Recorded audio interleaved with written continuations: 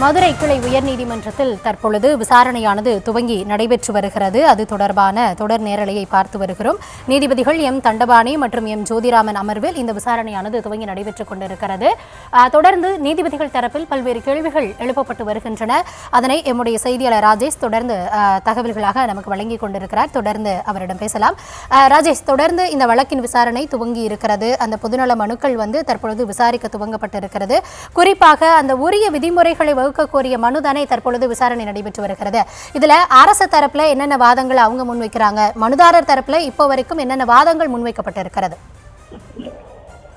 கௌதமி, தற்போது நீதிபதிகள் எழுப்பியிருக்கக்கூடிய முக்கிய கேள்வி என்னவென்றால், நீங்கள் அந்த வேலுச்சாமிபுரம் அந்த நெடுஞ்சாலையிலே எப்படி நீங்கள் அனுமதியை கொடுத்தீர்கள் என்ற ஒரு கேள்வியை எழுப்பியிருக்கிறார்கள்.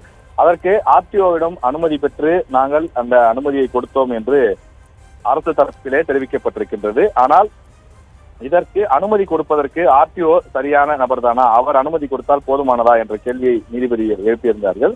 அதனைத் தொடர்ந்து நிச்சயமாக அதற்கான அனுமதி உண்டு என்று தெரிவித்திருக்கிறார்கள். அதே போல வாடகை பெற்றுக்கொண்டு தற்காலிகமாக அனுமதி அளிக்க மாவட்ட ஆட்சியருக்கு அதிகாரம் உள்ளது என்றும் தெரிவித்திருந்தார்கள். அப்படியானால் வாடகை அவ்வாறு வசூலிக்கப்பட்டதா, அந்த இடத்தை கொடுப்பதற்கான அந்த உரிய வாடகை வசூலிக்கப்பட்டதா என்றும் கேள்வி எழுப்பியிருக்கிறார்கள்.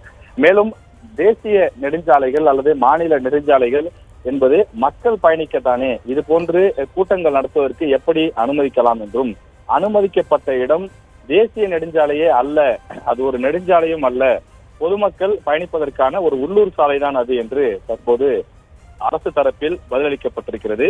கூடுதல் தலைமை வழக்கறிஞர் ரவீந்திரன் தற்போது பதிலளித்து பேசிக் கொண்டிருக்கிறார். தற்போது முதலாவதாக, அதாவது நீங்கள் குறிப்பிட்டதை போல பல வழக்குகள் மனு தாக்கல் செய்யப்பட்டிருந்தாலும் ஒவ்வொன்றாக விசாரணைக்கு எடுத்துக்கொள்ளப்படும் என்று தெரிவிக்கப்பட்டிருக்கிறது. அதில் முதலாவதாக அந்த இடம் சம்பந்தமான கேள்விகள் தான் தற்போது இடம்பெற்று அதற்குரிய கேள்விகளை தான் நீதிபதிகள் கேட்டுக் கொண்டிருக்கிறார்கள். முதலில் அந்த இடத்தை கொடுத்தது யார், அந்த இடத்தை கொடுத்தது சரியான விஷயம் தானா, இடத்தை எப்படி நீங்கள் தேர்வு செய்தீர்கள் என்ற கேள்வியை தற்போது நீதிபதிகள் எழுப்பிக் கொண்டிருக்கிறார்கள். அதற்கு அரசு தரப்பில் வழக்கறிஞர்கள் பதில் சொல்லிக் கொண்டிருக்கிறார்கள். அந்த இடம் எப்படிப்பட்ட இடம், ஒரு முக்கியமான நெரிசலான ஒரு இடம் என்றால் அதை நீங்கள் கொடுத்திருக்க கூடாது என்பதுதான் நீதிபதிகளுடைய கேள்வி. ஆனால் அரசு தரப்பில் சொல்லப்பட்டிருக்கக்கூடிய காரணம் என்னவென்றால், அது தேசிய அல்லது மாநில நெடுஞ்சாலை கிடையாது, அனுமதிக்கப்பட்ட இடம் என்பது ஒரு உள்ளூர் சாலை தான் என்ற ஒரு விளக்கத்தை கொடுத்திருக்கிறார்கள்.